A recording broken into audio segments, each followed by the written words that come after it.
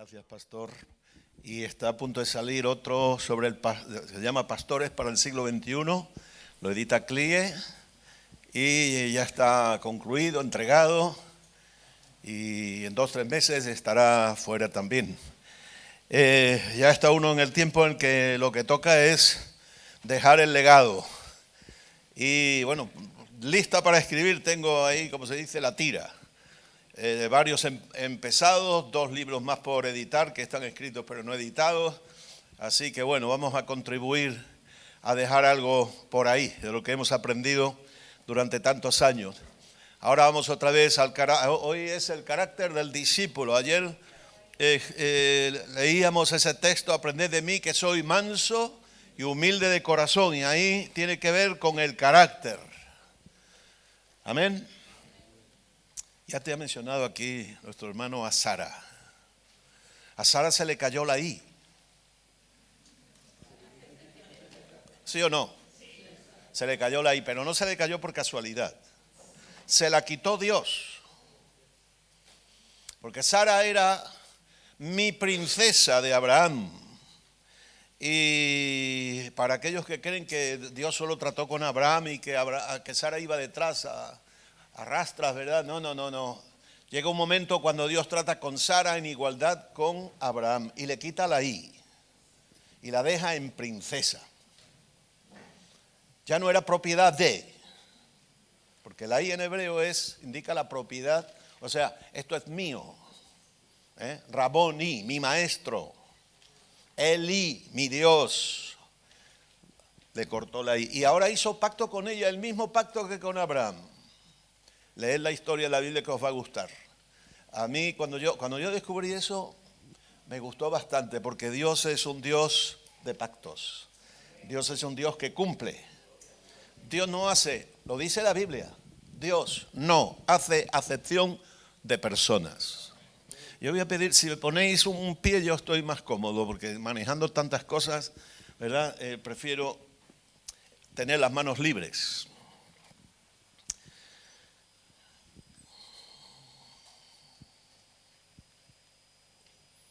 Habrá que darle aquí al on. Ahora sí. Esto que os doy hoy forma parte del librito de Llamados a ser siervos. Ese librito fue escrito precisamente para animar sobre todo a los jóvenes y a personas que están iniciándose en el ministerio. Personas que se sienten llamados. Una cosa muy importante. Para servir a Dios hay que ser llamado. Ayer hablábamos que el maestro escoge a sus discípulos, nunca el discípulo al maestro. El discípulo puede querer seguir a un maestro, pero es el maestro el que le dice, vale, me puedes seguir. Y es el Señor el que llama. Y es muy importante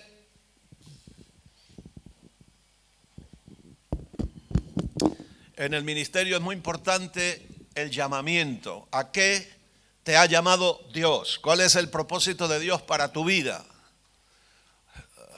Dios no llama a todos para todo. No todos son llamados a ser pastores, no todos son llamados a ser evangelistas, no todos son llamados a cantar. Vemos allí una chica que quiere cantar, pero no da una sola nota en su sitio. Y como no haga Dios un milagro, pero de los gordos, pues no podrá cantar. Y hay personas que están inhabilitados para pastorear y otros no son útiles para evangelizar porque van con el hacha y en vez de evangelizar lo que van es condenando a la gente al infierno. Entonces, algo tiene que cambiar en nuestras vidas. Entonces, hoy vamos a hablar del carácter, porque lo importante en el ministerio y en el cristiano es el carácter de la persona, ¿verdad? Y eso es, ¿a qué se refiere la palabra carácter? Mucha gente confunde lo de que el carácter con el temperamento. El temperamento es el que traemos. Y nuestro temperamento tiene que ser doblegado. Nuestro temperamento tiene que ser subyugado. Es más, tiene que morir, como decíamos ayer. Tiene que morir en la cruz de Cristo cada día. Tu temperamento. Algunos somos, ¿verdad?, de temperamentos fuertes. Otros son débiles. El débil no es que sea humilde, cuidado. que algunos lo confunden. Los débiles son débiles de carácter, no humildes. La humildad es un fruto del Espíritu. Hay que tener mucho cuidado con algunos débiles, ¿verdad? Porque como son débiles, cuando puede te dan la puñalada trapera, es decir, por la espalda. Mejor al que viene de frente, que tú sabes por dónde yo salgo corriendo. Pero entonces el carácter es aquel conjunto de nuestras cualidades, sean humanas. Dios no desecha lo humano, si Dios creó lo humano. Como dicen algunos, no hay que apagar el cerebro cuando entras en la iglesia, ni mucho menos. Dios te ha hecho cuerpo, alma y espíritu. Y en el concepto hebreo oriental es todo junto. Son los griegos quienes se acostumbraron a compartimentar la vida. Lo espiritual es bueno, lo material es malo. ¿Cuántos cristianos hay que confunden la carne con el cuerpo? La carne es tu naturaleza pecaminosa, arruinada, entera. Entonces, cualidades humanas, cualidades espirituales, y ya que estamos hablando de ministros, de obreros, de siervos, a mí la palabra obrero, aunque está en la Biblia, pero en el lenguaje nuestro tiene otro significado, no me gusta más la palabra colaboradores, que también así se puede traducir. Pues los colaboradores ministeriales están en desarrollo en su ministerio. Necesitamos adquirir una serie de cualidades para poder ser útiles al Señor y ser de bendición a la gente y no de tropiezo.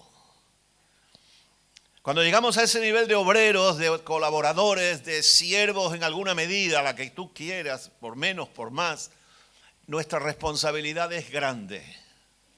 Sabéis que las iglesias evangélicas tenemos un problema, el problema de las divisiones, el problema de los conflictos. ¿Por qué? Porque si está el Señor, el diablo trata de dividir. Precisamente se llama divisor, porque la palabra diablo significa divisor, el que divide. Y el Señor lo sabía desde siempre.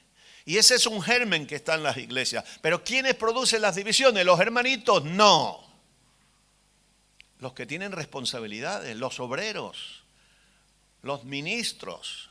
Las herejías en los primeros tiempos del cristianismo no surgieron del pueblo llano, surgieron de los obispos, de los pastores, que empezaban a elaborar teorías. Entonces el carácter es fundamental y no podrás servir al Señor ni serle útil si no adquieres el carácter que Dios quiere que tenga. El carácter se forma, el temperamento lo traemos, el carácter se forma. Dice que el propósito de Dios respecto a cualquier creyente es que acabemos siendo conformes a la imagen de Cristo Jesús, el Hijo de Dios. Romanos 8:29. Y la palabra que se usa, podemos casi entenderla, morfos, ¿qué tiene que ver morfos? Con forma, ¿no? Morfos. Y sin es junto. Entonces es moldeado, ¿sabe? Pero ¿sabe cómo? ¿Sabes cómo hacen las monedas? Las monedas se acuñan. Y eso quiere decir que cogen un pedazo de metal, lo recortan redondito así, pero ahora tienen una pieza y con un martillo muy fuerte, ¡pumba!, le golpean y ahora la forma que está en la pieza de arriba se graba en el metal. Así que si Dios trata contigo y trata duro, es que Dios te está acuñando una moneda de oro. ¿Saben? El candelabro de oro no se podía hacer fundido. No se podía hacer fundido. Había que fundir el oro para purificarlo. Pero una vez purificado era una pieza, un bloque. Yo digo, ¿cómo es posible que a martillazos, con cincel y martillo, saliera esa maravilla con 7 brazos así, de un bloque? Nosotros somos candelabros, somos luces. Y Dios nos labra a martillazos. Las pruebas, son las que marcan nuestro carácter. Hay cristianos que no quieren tener pruebas. Un cristiano que no quiere tener pruebas no va a servir para nada nunca. Porque no va a saber lo que es el dolor, porque no va a saber lo que es la prueba, porque no va a saber lo que es tener fe. Si no te pasa nada, no tienes que usar fe ninguna, ¿verdad? Si todo va color de rosa, eres un niño mimado, un niño caprichoso, un niño tonto. Así que el Señor está moldeando nuestras vidas y el obrero cristiano tiene que dejarse moldear por Dios. ¿Sabe lo más malo de esto? Que es que Dios usa a otros para moldearte. Eso nos gusta menos, que sea Dios solo. Bueno, y a veces David decía, prefiero caer en las manos del Dios vivo que en las manos de esta gente, que me muelen. Pero Dios usa la contrariedad, la persecución, ¿verdad? El que te partan la cara, el que te ofendan, el que te pisen el pie, el que te empujen, el que te bloqueen. Todo eso Dios lo usa para que tu carácter se vaya formando. ¿Saben? Los niños caprichosos a los que se les da todo, no hay quien los aguante después. Y después son los frustrados que después se tiran para la droga o se suicidan. ¿Por qué? Porque la vida no les da lo que ellos creían que les debía por obligación, porque desde chiquitito todo se lo dieron masticadito. Entonces no tienen el estómago preparado. Así que hoy que nos quede claro, Dios quiere que seamos formados en nuestro carácter. Y eso requiere tiempo y esfuerzo y dolor. Así que el carácter de discípulo es una huella hecha por la mano de Dios sobre nuestras vidas, para que seamos siervos en la forma que Jesús lo fue. ¿Recordáis que cuando Él lavó los pies de los discípulos, dice, lo que habéis visto a mí hacer con vosotros, hacedlo vosotros ahora? Y algunos creyeron que eso había que repetirlo continuamente y hoy todavía están lavando los pies a los discípulos en un ritual que se puede hacer, no, yo no digo que no, pero que lo que el Señor quería no es que se repitiera un ritual, lo que el Señor quería es que se aprendiera el carácter del siervo. ¿Tenía Jesús que hacer algo que era típico de esclavos? Lavar los pies lo hacían los esclavos. Porque hermanos, en aquella época lavar unos pies sanguinolientos, llenos de polvo, que quizás habían pisado cosas que no gusta pisar, ¿verdad? Y lavarlo ahí con las manitas y demás, no se crean que era agradable. Hoy día tampoco es agradable recibir en casa a lo mejor a personas que no te caen bien. O atender a personas que, ¿verdad? Llega aquí a la iglesia alguien de los que supuestamente están todos condenados al infierno, etcétera. ¿Cómo los tratas? Ahora que estáis aquí en Mérida, ayer hablábamos de Cabrera, un gitano de allá de Mérida, de Bajón, llegó borracho a la iglesia, apestando a vino, a orines y lo que puede oler un borracho. Y llegó allí al frente y a armar jaleo, unos hermanos se acercan para sacarlo y el pastor, que fue mi pastor, hoy está con el Señor, dice, déjenlo tranquilo, vamos a orar por él. Oraron por él, se le quitó la borrachera y se convirtió. Y por ahí anda predicando y dando ruido. Gloria a Dios. Amén. Entonces, Dios nos cambia. Dios nos cambia. Y es un trabajo que dura toda la vida. Toda la vida. Tenemos que estar peleando con nuestra carne, con nuestra naturaleza, con nuestros hábitos, con nuestro genio, con nuestro temperamento. Pero lo que queremos es que se forme en nosotros el carácter de Dios. Y esta es la escuela más importante para todo candidato al ministerio. Mucho más que la capacitación académica en la cual yo creo, en la que participo. Desde el principio me interesé en estudiar. Yo no fui a un seminario al principio por diversas razones. Primero porque había poco, casi ninguno. Pero me buscaba libros. Hice cursos por correspondencia. El pastor tenía una Biblia en inglés y ahí empecé yo a aprender inglés. Hoy soy traductor, ¿verdad? Y a preocuparme por aprender, porque el obrero cristiano tiene que aprender. Hemos dicho que es una escuela y en la escuela se aprende, no solo se pelea. ¿Verdad que los niños en la escuela se pelean? Pero sobre todo se aprende. Y esta es la más importante, porque tú puedes saber la Biblia entera de memoria, puedes saber hebreo, griego, hermenéutica, exégesis, cristología, neumatología, eclesiología y todología, y no ser un siervo. ¿Y de qué te sirve todas las logías si no has aprendido siervología? Amén. Y la siervología está en el carácter, no está en la cabeza. De hecho, en ningún instituto hay la asignatura de siervología, aunque se intenta enseñar a los chavales, a los jóvenes y a los más mayores. En el instituto hay gente de todas las edades. A que lo que importa es ser siervo, ser siervo. Y ayer decíamos que siervo discípulo es sinónimo, no exactamente igual, pero es sinónimo. Son actitudes, ahí está con letra amarilla, no sé si llegan a verlo, porque esto está muy lejos. Actitudes. Hay una palabra parecida que es con P. Aptitudes es que eres apto para hacer algo, pero la actitud sale de dentro. ¿Cuál es tu actitud a la hora de ser cristiano? ¿Cuál es tu actitud como obrero cristiano? ¿Cuál es tu actitud aquí en la iglesia? ¿De qué te ocupas? Pero ¿cómo te ocupas de lo que te ocupas? Como rey señor, a veces yo soy pastor y tengo colaboradores, tengo ministros conmigo y hay algunos que de vez en cuando dicen, esta es mi área. Y aquí no quiere que nadie entre ni le toque nada. Pero nosotros, eso no es una actitud buena, porque eso es que es tu reino, es tu reino. Tu reino son las escobas, los cubos, porque a lo mejor te ocupas de limpiar nada más, pero es un reino muy pobre, pero es un reino para ti. O la alabanza, o yo, quién sabe de qué te ocupas. Y esto es un trabajo de todos, donde todos estamos sujetos los unos a los otros y donde todos colaboramos. Por eso ya me gusta más la palabra colaborador. Colaborador significa uno que trabaja al lado de otro. El co significa junto. Con, colaborador. Trabajas con otros. Amén.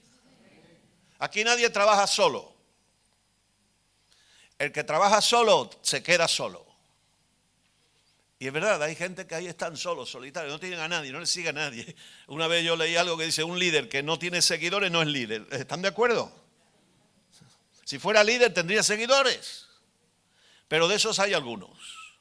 Entonces, las actitudes, que es cómo nos situamos frente a los grandes desafíos del ministerio cristiano y cómo reaccionamos en consecuencia. Esas son las actitudes. ¿Qué nos motiva? ¿Qué te motiva a ti para decirle al pastor, pastor, yo quiero trabajar en la iglesia? Pastor, yo quiero hacer algo.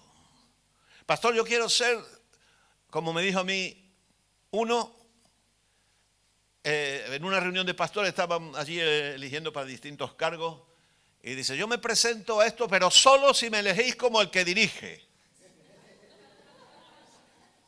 Como de todos los demás, dicen, pues no, dice, pues no me presento. ¿Es esa tu actitud? Señor, o pastor, sí me presto, pero mando yo, que nadie se meta. ¿Qué motivaciones tenemos? Ayer el pastor hablaba también, pastor Ezequías. Si lo que te motiva al ministerio es ser visto, ser famoso, ser el mejor pastor de la ciudad, tener la iglesia más grande,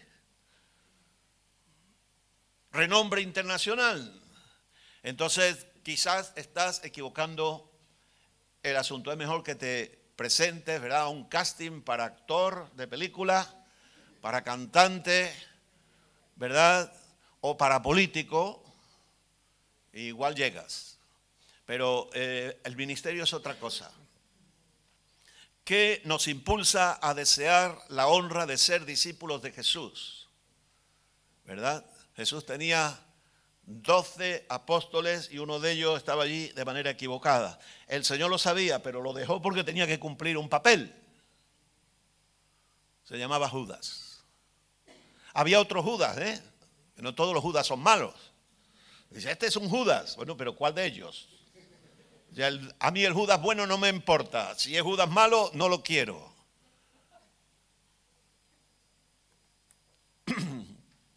Y un siervo es un mayordomo. Nosotros somos mayordomos, no somos amos, no somos señores. Le dice Pedro a sus compañeros de ministerio, no enseñoreándoos de la grey. Es que me olvido de pasar aquí. El discípulo aprende de su maestro y tiene que rendirle cuentas. Ese es un capítulo que falta en el librito ese de llamados a servir y lo tengo previsto añadirlo para la próxima edición. Dar cuentas. Porque en el ministerio todo el mundo da cuentas. Amén. Nadie hay independiente. Todos dependemos de Dios. Y no solamente de Dios, sino los unos de los otros. Lo dice la Biblia. Es enseñanza evangélica. Todos dependemos de todos. Y esto es un trabajo y es una obra y un proyecto conjunto, congregacional, donde a cada uno le corresponde distintas funciones, distintos ministerios. Hay varios ministerios, sabemos que los 5 principales, apóstoles, evangelistas, profetas, pastores y maestros, hay otras listas que amplían eso y hablan de los que presiden, hablan de los que ayudan, habla de muchas cosas. Hay muchos ministerios, pero todos tenemos un objetivo que es glorificar a Dios, ser como Cristo mismo y servirnos los unos a los otros, y no solamente servirnos los unos a los otros, sino servir a ese mundo que está allá afuera y que está perdido. Como obreros, como colaboradores, tenemos que dar cuenta de nuestra mayordomía y un día nos tocará. Nos llamará el Señor y nos dirá, a ver, ¿qué hiciste con los talentos que te di? Pues mira, Señor, yo los míos los puse a un lado, pero estaba trabajando esto otro. Pero eso no es lo que yo te llamé. Yo creo que me des cuenta de lo que yo te di. Esa es nuestra mayordomía. ¿De qué te ha encargado el Señor? ¿Cuál es el propósito de Dios para tu vida? Porque aquí somos muchos. Cada uno tiene una función. Si todo fuera igual, como dice Pablo, si todo fuera ojo, si todo fuera pie, qué mal olería la iglesia, ¿verdad? Entonces, cada uno le ha sido dada una función y tendremos que dar cuenta de ella. Y cada uno dará cuenta a Dios por sí mismo. Por eso no pierdas el tiempo metiéndote en la vida ajena. Es una pérdida de tiempo y un perjuicio. Ocúpate de ti mismo. Descubre a qué te ha llamado Dios. Es tu responsabilidad. Y una vez que has descubierto a qué te ha llamado de Dios, sé fiel en esa función. Desarrolla tus capacidades. Haz crecer los talentos. Y verás cómo Dios te honra. Aquí está la cita de Pedro: apacentar la grey de Dios que está entre vosotros, cuidando de ella, no por fuerza o necesidad, sino voluntariamente, no por ganancia deshonesta, sino con ánimo pronto, no como teniendo señorío sobre los que están a vuestro cuidado, sino siendo ejemplos de la grey. Un siervo es un ejemplo. Jesús lo hizo. Esto que habéis visto que yo he hecho con vosotros, hacedlo también vosotros. Jesús es nuestro modelo. Así que si tus motivaciones están claras y has comprobado que son honestas, que son correctas, entonces tienes que prestar atención a ciertas características que no pueden faltar en quienes quieren servir a Dios, y las vamos a recorrer rápidamente porque no va a dar tiempo a verlas con detalle, pero por lo menos las vamos a enunciar y explicar un poquito. Lo primero que un siervo de Dios tiene que estar es lleno del Espíritu Santo. ¿Están de acuerdo? Levante la mano. Lleno del Espíritu Santo.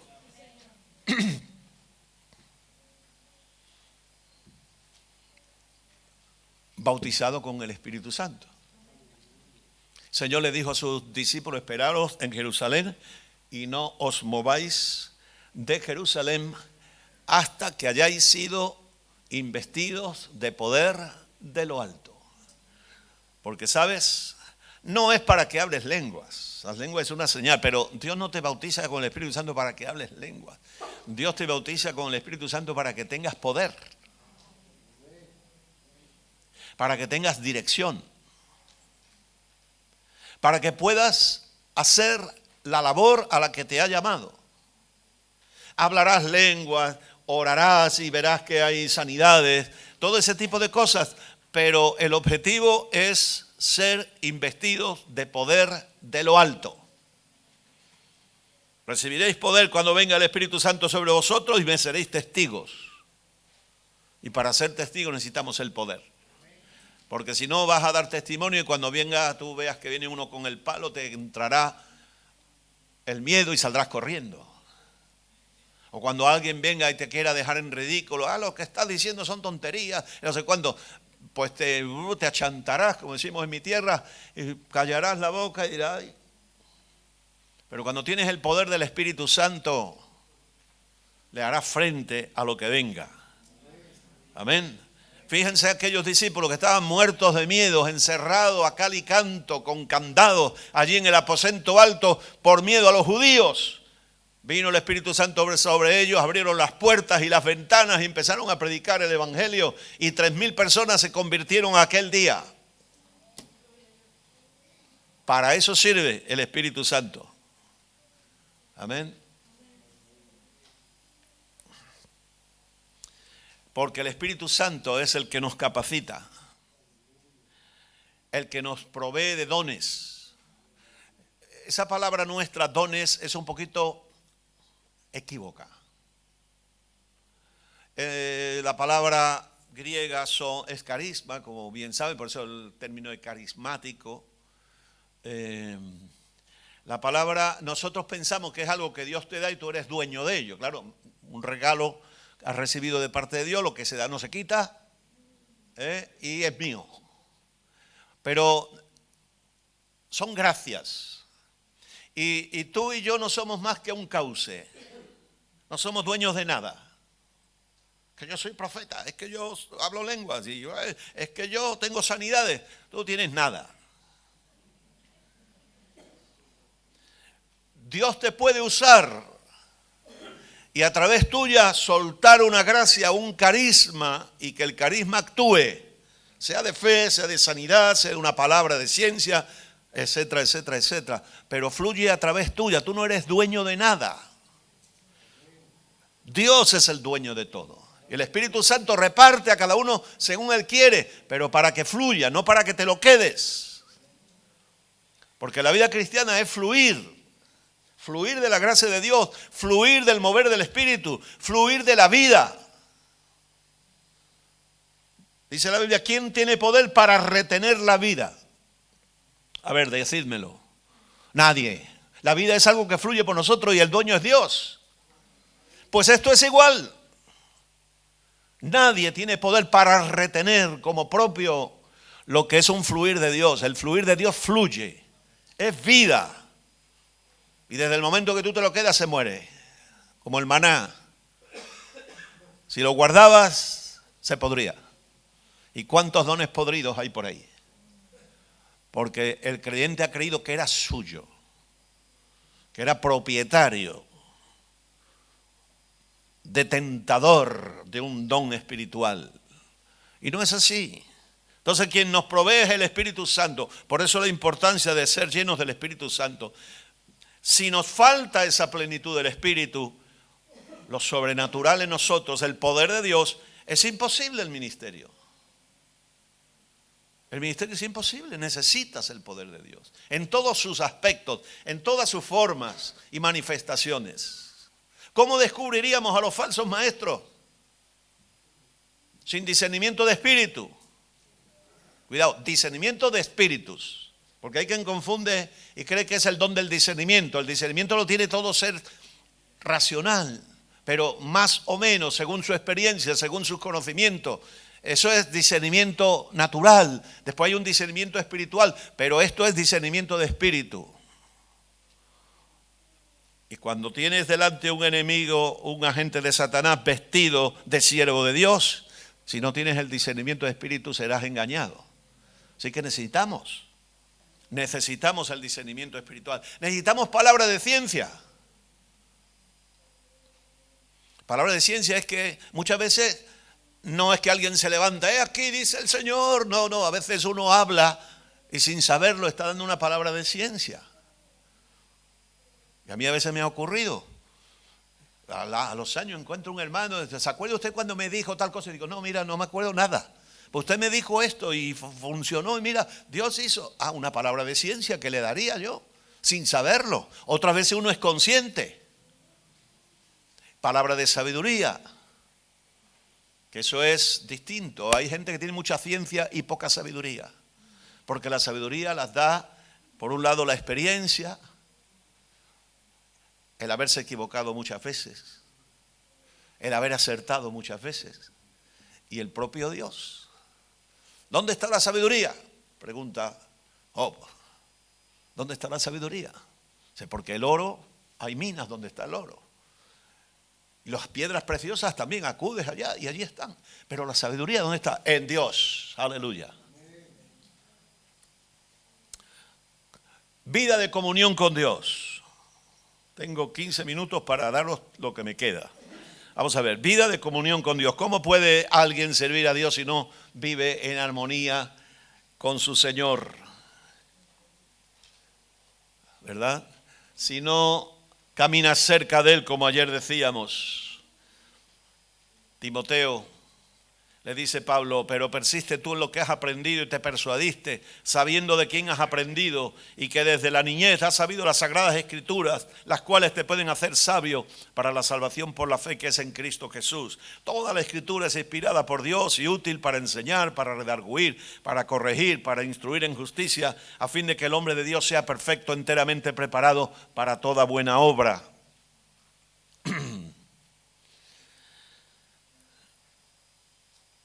El siervo de Dios, la sierva de Dios, el obrero cristiano, el ministro cristiano, tiene que vivir permanentemente delante de Dios. Siendo consciente de la presencia de Dios.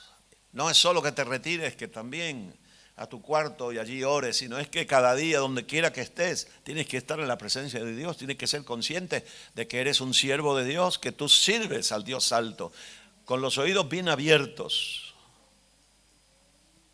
Y hay que saber apartar tiempo para estar con Dios. Orando, leyendo, estudiando, mejorando tu vida, ¿verdad? La palabra visión.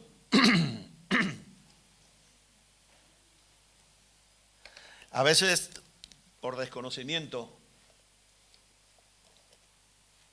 uno dice, yo soy un visionario. Pues si eres un visionario, eres un loco. No somos visionarios, somos gente de visión. Porque el visionario es gente que ve cosas que no existen, ni existirán.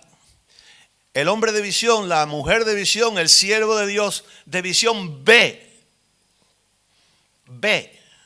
por el Espíritu lo que Dios va a hacer. Implica estar al tanto de los planes de Dios.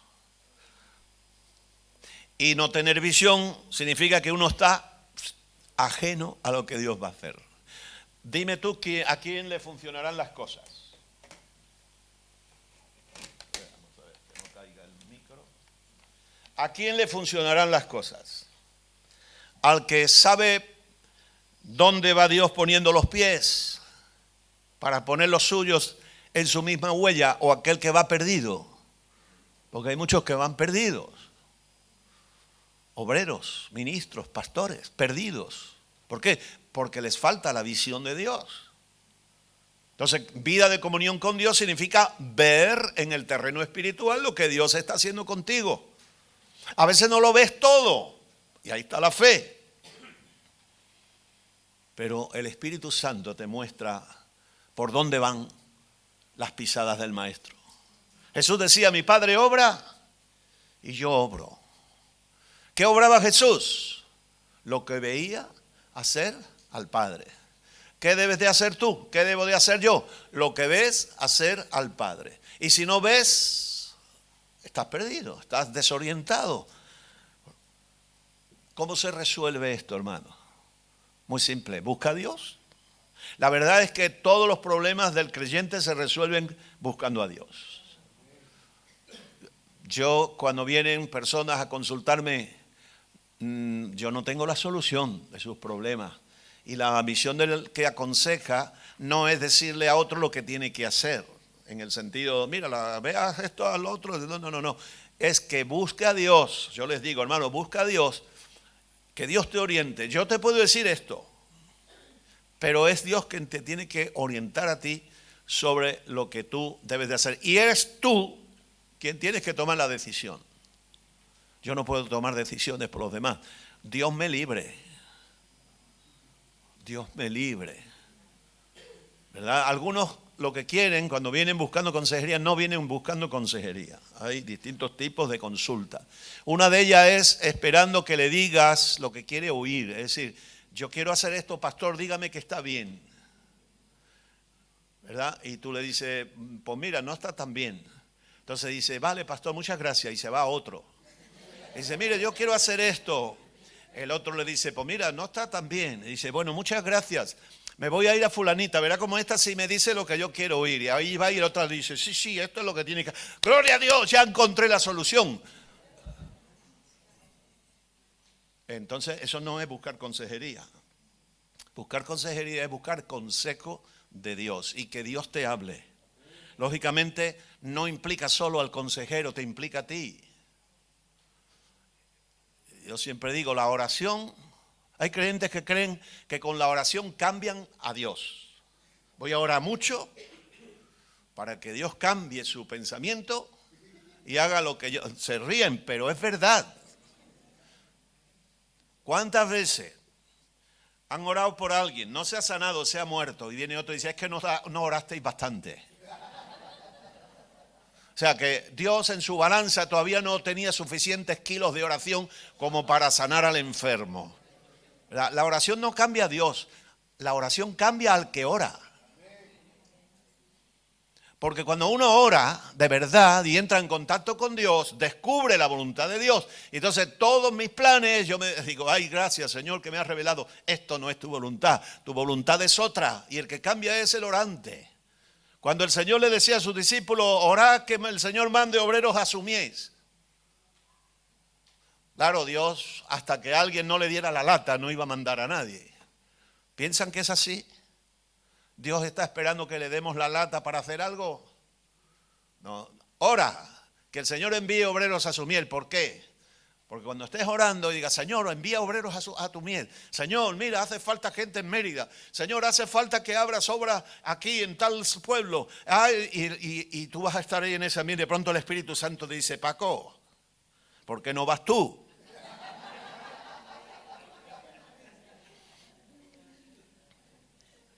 Eso es orar.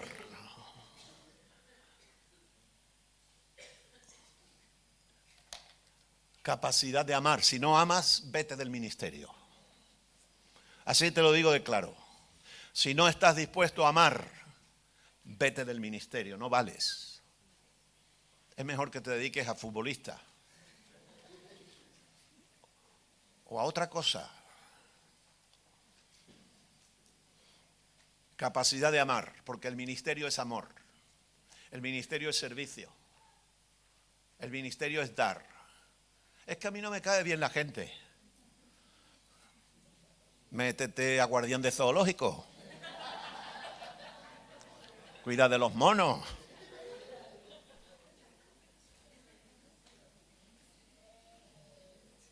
La obra de Dios es una obra de amor, completamente. Si no estás dispuesto a amar, amar con amor de Dios. Es verdad, hermano, lo digo, no todo el mundo me cae simpático. No todo el mundo me cae bien. Tengo algunos hermanos muy pesados. Tengo uno muy mayor que siempre me da unos besos y me deja todo pringoso. Me cuesta trabajo. Y yo sé de algunos que rehuyen. Y los veo. Se está acercando fulanita. Y corriendo por allá. Y como decía uno de los colaboradores que tengo, de que a veces tú ves un hermano y tú no ves al hermano, ves problema, me voy. El amor de Dios te permite amar a esas personas. Esa persona quizás seas tú o que sea yo. Porque es verdad, la simpatía es una cosa,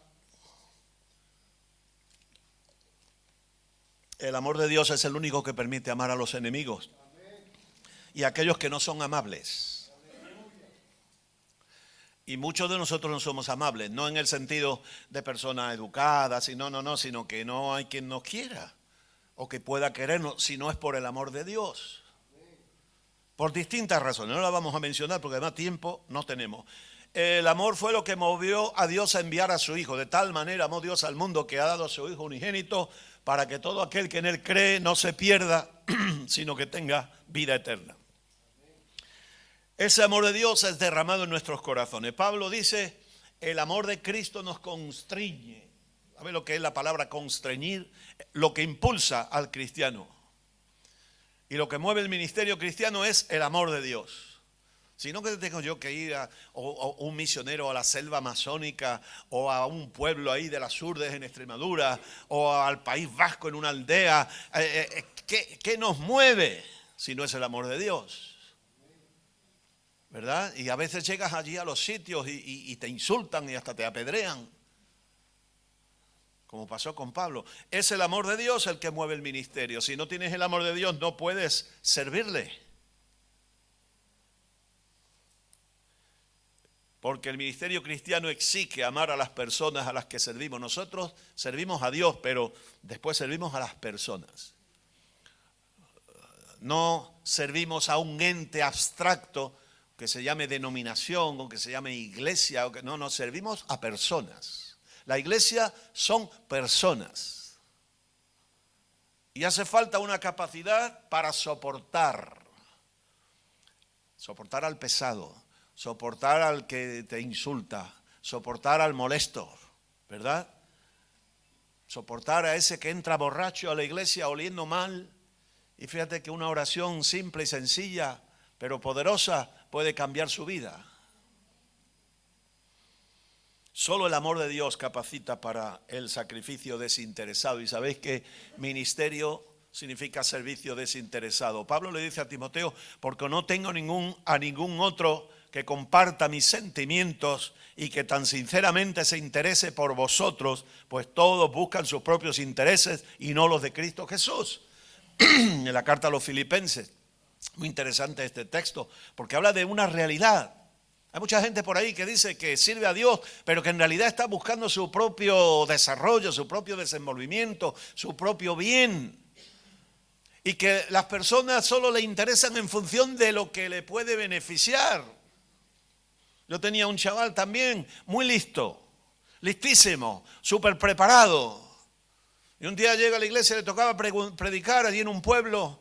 Y había no, era en nuestra iglesia, había 4 personas nada más. Y dice, pastor, yo hoy no predico, predique usted, son muy poca gente. Digo, una persona así. Y a mí me han dicho a veces, pastor, usted vendría a predicarnos a nosotros, somos nada más que 7 u 8, no le importa. Digo, a mí no me importa, y si hay una persona solo, una persona voy. Porque para eso me ha llamado Dios. También le he predicado a 4 o 5 mil pastores en Brasil.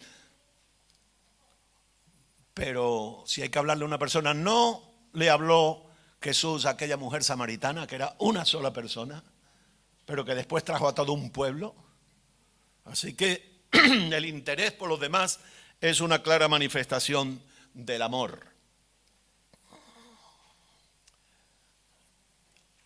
Creo que disponibilidad, me quedan muy poquitos minutos. Disponibilidad, tienes que estar disponible y este es el punto 4. Disponible para que Dios te pueda usar. Amén. Jesús dio un ejemplo claro y él dijo al Padre, heme aquí. Vamos a pasar ya rápidamente. Humildad. Jesús dijo, aprended de que soy manso y humilde de corazón. Amén. Así que si no tienes humildad, te va a costar mucho trabajo servir al Señor. Y la humildad es una actitud del corazón. Pasamos rápidamente. Ahí está, llevad mi yugo sobre nosotros, ya lo vimos ayer. No lo vamos a seguir.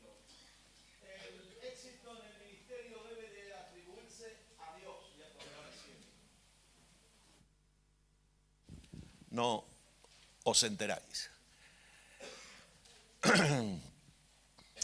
Dios nos guarda mientras somos humildes.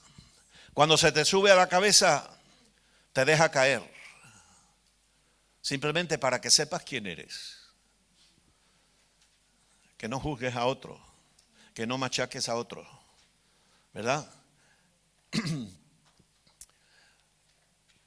La soberbia está en la raíz de los pecados de muchos. Hay una frase aquí que es interesante. El dinero hace personas ricas. El conocimiento hace personas sabias. Pero la humildad hace grandes personas.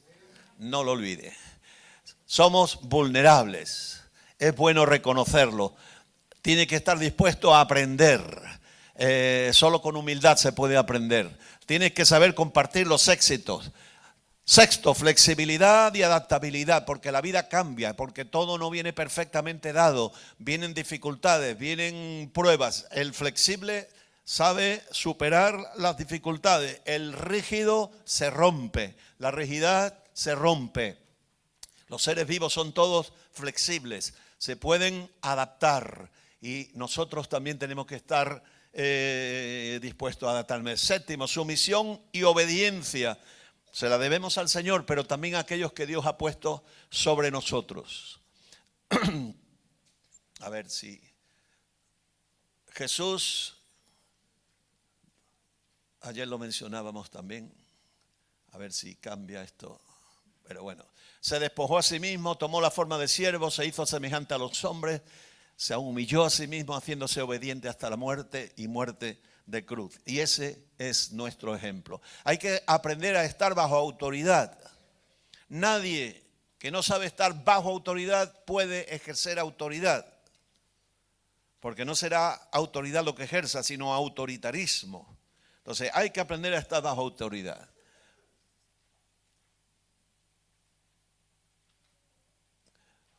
Fe y paciencia, ya vamos acabando para que nuestro hermano pueda continuar con su tema. Fe y paciencia, las dos cosas van juntas, ¿verdad? La fe va ligada a la esperanza y la esperanza necesita la paciencia. Retenedor de la fiel palabra, tal como ha sido enseñada, para que también pueda exhortar con sana enseñanza y convencer a los que contradicen, y no van a ser pocos. O sea que fe y paciencia, fe y esperanza es igual a paciencia. La paciencia es la fortaleza del débil y la impaciencia la debilidad del fuerte. Eso lo dijo Kant, el filósofo. Pero es muy interesante, la paciencia es tu fortaleza. Y si eres impaciente, es una debilidad tuya. Te puedes creer fuerte, pero espíritu de sacrificio. Si no estás dispuesto a sacrificarte, no vas a poder servir al Señor con éxito. Jesús lavó los pies de los discípulos, ya lo hemos hablado todo esto, y el sacrificio es la máxima expresión del amor. Nadie tiene mayor amor que este, que uno ponga su vida por sus amigos. Amén. Lo dijo, pero lo hizo. Lo dijo y al tiempo, unas horas más tarde, estaba haciéndolo una realidad. Pablo también nos da ejemplo de ello. Como tenéis esto todo ahí escrito, pues lo podéis leer con más tiempo, porque ya hoy a nosotros o a mí se me ha ido el tiempo. Y por último, vida de santidad. Siervo de Dios tiene que ser santo, un cristiano tiene que ser santo. Sin santidad nadie verá al Señor. Cuidado, pero no confundan la santidad con determinadas costumbres, con determinados, digamos, esquemas culturales. La cultura no es santidad. La santidad es el carácter de Dios. Y Dios es santo porque es distinto de nosotros.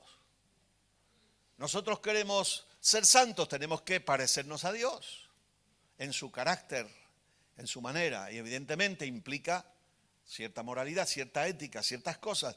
Pero eso no es la santidad. La santidad es la presencia de Dios en la vida de uno. Así que aquí lo dejamos, que el Señor los bendiga. Ahora atendemos a lo que nuestro hermano tiene para darnos y que el Señor nos enriquezca. Amén. Bien. Gracias, pastor. Gloria a Dios. Tenemos 10 minutitos.